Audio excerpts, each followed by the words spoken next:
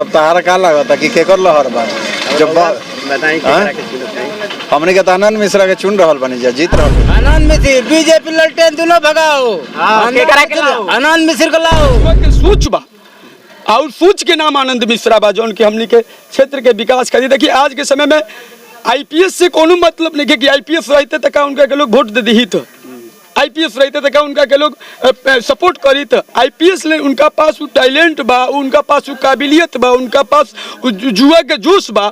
जितना दिन से वो फील्ड में आज वर्क कर रहा बड़े सुबह 6 बजे से लेकर रात्रि 11-12 बजे तक उतना के हमनी के बस आनंद मिश्रा है। आनंद मिश्रा तो अभी हम पहुंच गए बानी बक्सर लोकसभा के गायघाट पंचायत में और आज आगामी लोकसभा चुनाव के लेकर ग्रामीण लोग से जानम कि केकरा तरफ वोट जाता काहे से कि बक्सर सीट हॉट सीट बन गई बा। हॉट सीट ऐसे कहता नहीं कि सबसे ज्यादा प्रत्याशी बाड़े तो उ बड़े बक्सर जिला में। तो आई आज ग्रामीण लोग से जानल जाई कि केकरा और वोट जाता और केकरा के विजयी बनावे के तैयार बानी जा। सबसे पहले स्वागत बा भैया हमारा चैनल में।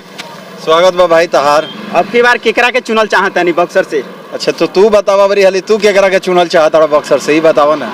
हमारा तो काम बाटे रौरा से जानल पूछल रौरा केकरा के चुनता नहीं रौरा बताई। तो हमू तो तारा से पूछा था नहीं कि तू केकरा के चुनल चाहता रही बतावा।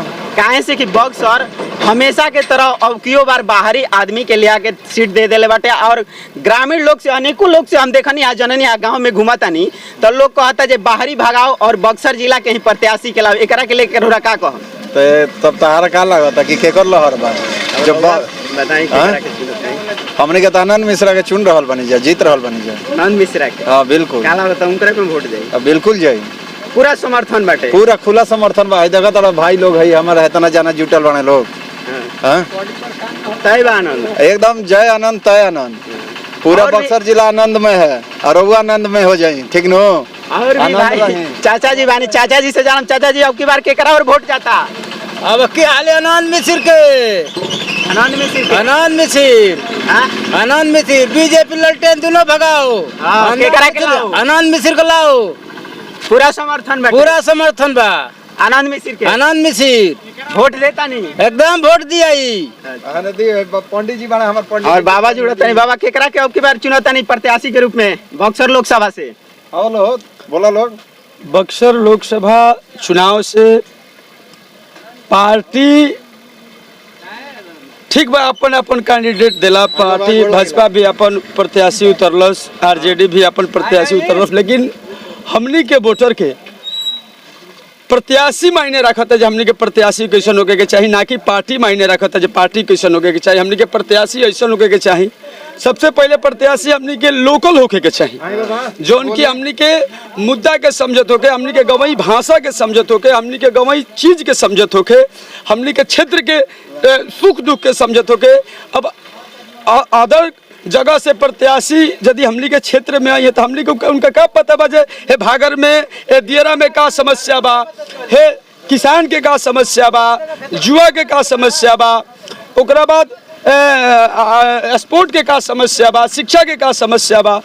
एक खातिर हमनी के पार्टी से उठ करके बढ़िया कैंडिडेट के चुनाव करे के बाद ताकि जोन कैंडिडेट बा तो हमनी के विकास खातिर ओकरा के दिल्ली लोकसभा में जाए तो हमनी के विकास खातिर कुछ शब्द कह सके कुछ अपन जो दुख बा बता सके और सरकार से हमनी के योजना ला करके हमनी के धरातल पर समाज में हमनी के गांव में हमनी के विकास कर सके।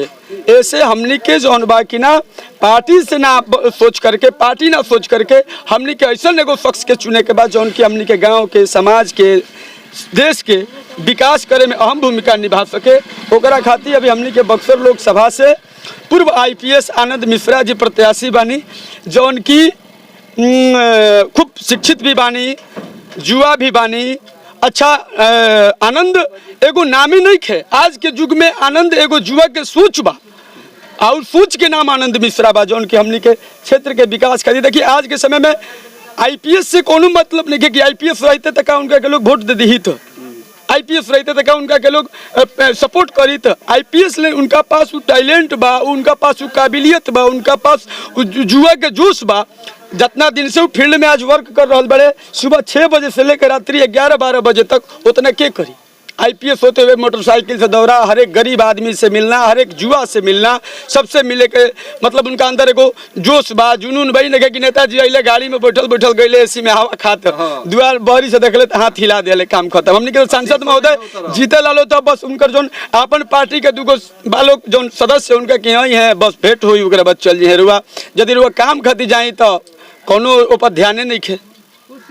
कार और लागत है कि एकरा पहले जे सांसद रहा विकास नहीं के कैले, पूरा तो ना कह जे विकास नहीं कैले, लेकिन वैसा कोनो विकास के विशेष कुछ नहीं खे।